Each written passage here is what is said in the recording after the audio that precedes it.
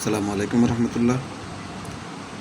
প্রিয় সকল চালকবৃন্দ এবং সমাজের গণ্যমান্য ব্যক্তিবর্গ, সবাইকে আমার আন্তরিক শুভেচ্ছা এবং অভিনন্দন।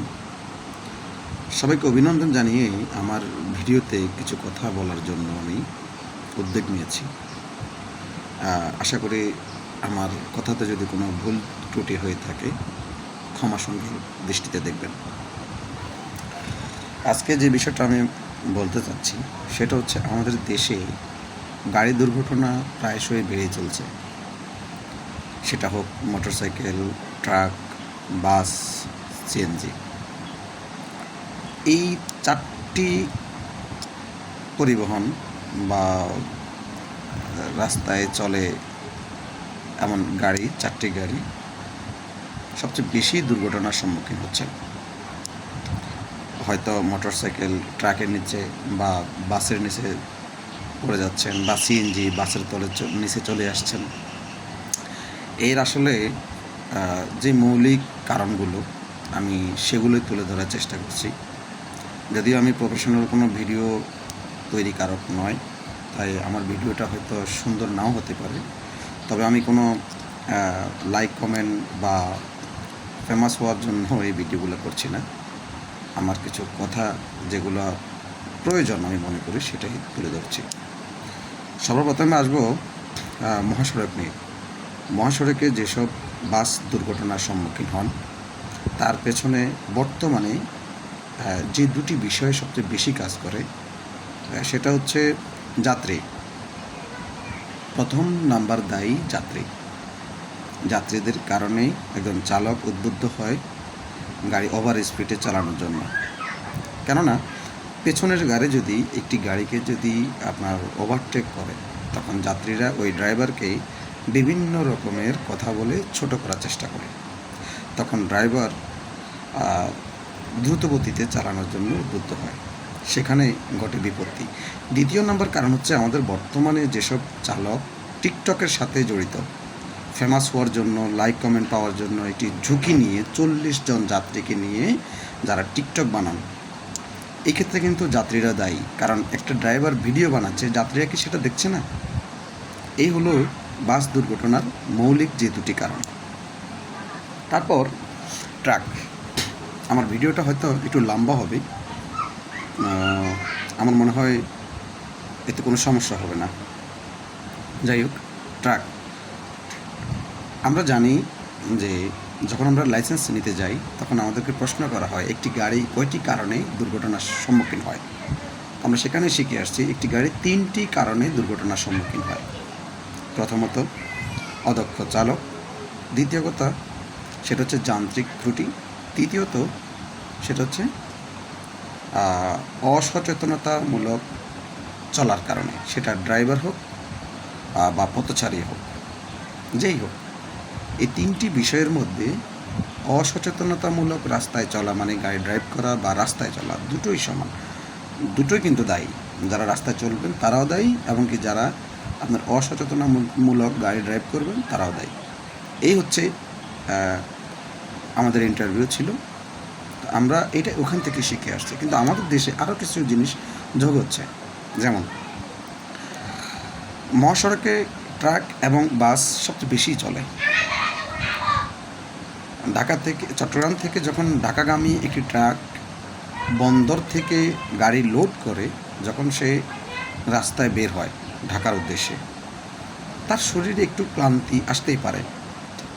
তো আমাদের দেশে হচ্ছে কি, হয়তো ওই ড্রাইভার স্বামী মতো যাওয়ার জন্য, সময়ের মধ্যে মালটা পৌঁছানোর জন্য না ঘুমিয়ে তার হেল্পারকে দেয় গাড়ি চালানোর জন্য, এতেই ঘটে বিপত্তি।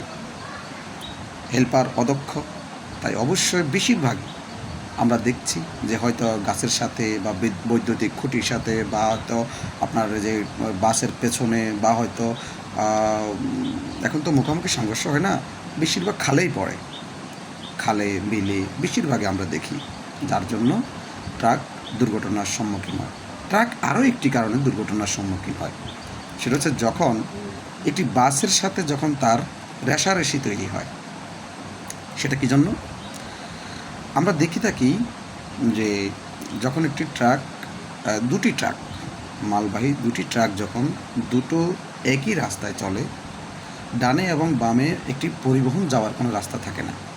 এমত অবস্থায় পরিবহনের গতি সে না বোঝার কারণে পরিবহনটাকে সে ধরে রাখতে চায়, অথচ তারা কিন্তু ইচ্ছে করলে ডানের যে গাড়িটা সেটা যদি বামে চলে, তাহলে ডান দিক থেকে দুটি গাড়ি যদি একই পাশে চলে, তাহলে ডান দিকের পরিবহনটি অনায়াসে চলে যেতে পারে। এখানে আর চাপাচাপির কোনো প্রয়োজন থাকে না। কিন্তু দেখা গেল যে কি, ট্রাক সেখানে তাকে সাইড দিতে নারাজ। সে ওই গাড়িটাকে ওভারটেক করতে করতে এই একটি বাস, যাত্রীবাহী বাস, তার গিয়ার চেঞ্জ করা লাগে, তার সময় অপচয় হয় এবং কি সে তার গতি কমাতে বাধ্য হয়।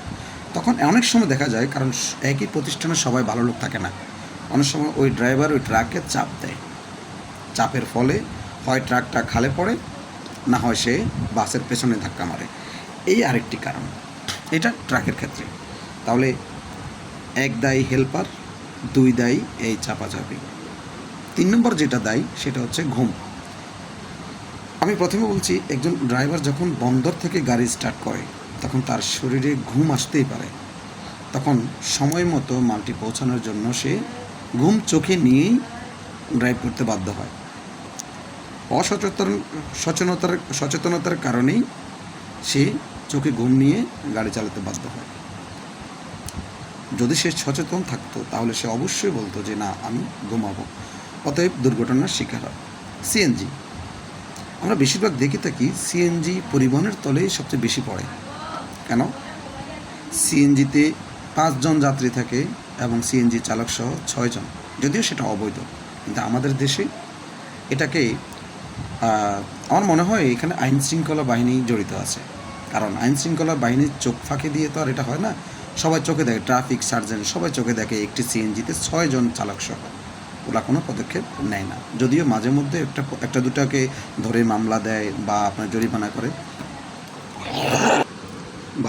করে, তাহলে আবার তারা সেই আগের মতোই ফিরে চলে আসে এবং কি তারা সেই আগের মতোই 4-5 জন 6 জন নিয়ে পরিবহন করে। বিপত্তি ঘটে এখানেই, তারা যখন মনে করে যে আমাদের গাড়ি তো যখন ইচ্ছে তখনই ব্রেক হবে, তখন তারা বাসের সাথে পাল্লা নেয়। আমাদের নোয়াখালী রুটেও ডাবল রাস্তা আছে, যেখানে 4 লেন করা আছে। একই পাশে যদি একটি সাদা দাগের বাম পাশে যদি দুটো সিএনজিও চলে, সেখানে জ্যাম হওয়ার কথা না। বাস, পরিবহন বা ট্রাক এগুলো ডান পাশ দিয়ে চলবে, কিন্তু না, তারা সেটা করছে না। তারা বাসের সাথে পাল্লা দিয়ে চলছে। এখানে বাজে বিপত্তি। একটা সময়ে বাসের সাথে পাল্লা দেওয়ার কারণেই সিএনজি বাসের সাথে সমস্যা হয়। Motorcycle same. মোটরসাইকেল দ্রুতগতির একটি যান, কিন্তু তারা এটা ভুলে যায় যে তাদের এটা 2 চাকার 4 চাকার নয়। কিন্তু তারা এই গতি কন্ট্রোল করতে না পেরে ট্রাক এবং বাসের চাকার নিচে পিষ্ট হয়। তাহলে আমাদের দেশে যে মৌলিক কারণগুলো, সেগুলো যদি অযৌক্তিক মনে করেন আমার এই কথাগুলো, তাহলে আমি বলবো যে আমার এই কথাগুলোকে ক্ষমা সুন্দর দৃষ্টিতে দেখবেন। আর যদি মনে করেন এটা মৌলিক, এই কারণগুলোর কারণেই দুর্ঘটনা ঘটছে, তাহলে সচেতন ব্যক্তি যারা, তারা এই বিষয়গুলোকে এড়িয়ে চলবেন এবং প্রশাসনকে বলবো এই বিষয়গুলা যথাযথভাবে কঠিন করে আইনি ব্যবস্থা নেওয়ার জন্য। ধন্যবাদ সকলকে।